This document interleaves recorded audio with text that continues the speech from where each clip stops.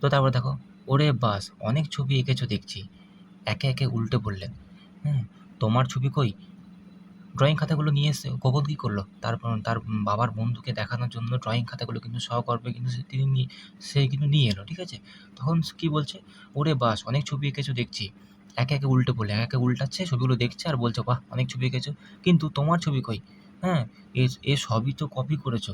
তখন বলছে যে তোমার ছবি কই? এ তো সবই কপি করা ছবি, তাই বলছে।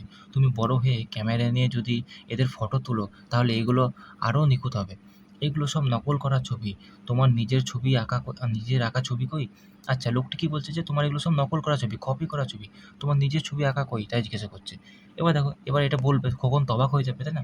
কারণ খোকন ভাববে ও তো সব নিজেরই ছবি, কেন আমাকে বলছে নকল করা ছবি? তো দেখো কি বলছে। খোকন অবাক হয়ে গেল, স্বাভাবিক অবাক হয়ে যাবে। নিজের আঁকা ছবি? তা কী করে আঁকবো? চোখ বুজে বসে, আচ্ছা খোকন বলছে যে নিজের আঁকা ছবি? এগুলো কপি করা? কী বলছেন? তাহলে নিজের আঁকা ছবি সেটা আবার কী করে আঁকবো? তখন কী বলছে, চোখ বুজে বসে কল্পনা করো। তখন লোকটি বলছে চোখ বুজে বসে বসে কল্পনা করো। কল্পনায় যা দেখবে সেটাই এঁকে ফেলো। চিত্রকর চলে গেলেন। আচ্ছা, তাকে কী সাজেশন দিয়ে গেলেন? যেগুলো তোমার সব কপি করা ছবি, হ্যাঁ? তাহলে নিজের অরিজিনাল ছবি কোনগুলো? তুমি চোখ বুজে কল্পনা করো। কল্পনায় যেই ছবি ভেসে আসবে সেই ছবি তুমি এঁকে ফেলবে। এটা হচ্ছে তোমার নিজস্ব ছবি। এটা কিন্তু ওই লোকটির কথা, ঠিক আছে? তারপরে কিন্তু কি, চিত্রকর কিন্তু চলে গেলেন, বোঝা গেছে? খোকন একদিন নিজের ঘরে চোখ বুজে বসে রইল। খোকন একদিন নিজের ঘরে কিন্তু চোখ বুজে বসে রইল। অন্ধকার ছাড়া আর কিছু দেখতে পেল না সে। তাহলে খোকন কিন্তু নিজের ঘরে কিন্তু বসে রইল, ঠিক আছে? একদিন এরকম বসে বসে ভাবছে যে আমাকে এই বলে গেল আমার বাবার বন্ধুটা, তাই না? এবার যেহেতু চোখ বুজেছে তাহলে কী বলছে, অন্ধকার ছাড়া আর কিছু দেখতে পেল না সে। এবার সে চোখ বুজেছে, তাকে বলেছে যে তুমি কল্পনা করো, কিন্তু সে চোখ বুজে আছে, এবার চোখ বুজলে তো অন্ধকার হবেই, তাই না? তাই বলছে অন্ধকার ছাড়া কিন্তু আর কিছু দেখতে পেল না সে। খোকন ঠিক করলো এই অন্ধকারেরই ছবি আঁকবে। খোকন ভাবলো যে এই অন্ধকার যেটা দেখছি আমি, আমাকে যেহেতু বলেছে কল্পনাতে তোমার যা আসবে সেটা তুমি এঁকে ফেলবে। ওরা চোখ বুজেছে, চোখ বুজে তো ওরা অন্ধকার হয়েছে, তাই না? তাহলে বলছে এই অন্ধকারেই আমি ছবি আঁকবো। কালো রং আর তুলি নিয়ে শুরু করে দিল আঁকতে। তাহলে কালো রং আর তুলি নিয়ে কিন্তু শুরু করে দিল আঁকতে। ড্রয়িং খাতার একটা পাতা কালো রঙে ভরে গেল। ড্রয়িং খাতা পুরো কালো রঙে কিন্তু ভরে দিল। কারণ সে কী বলেছে, মনে যেটা আসবে সেটাই আঁকবে, তাই না? তো তারপর দেখো কী বলেছে।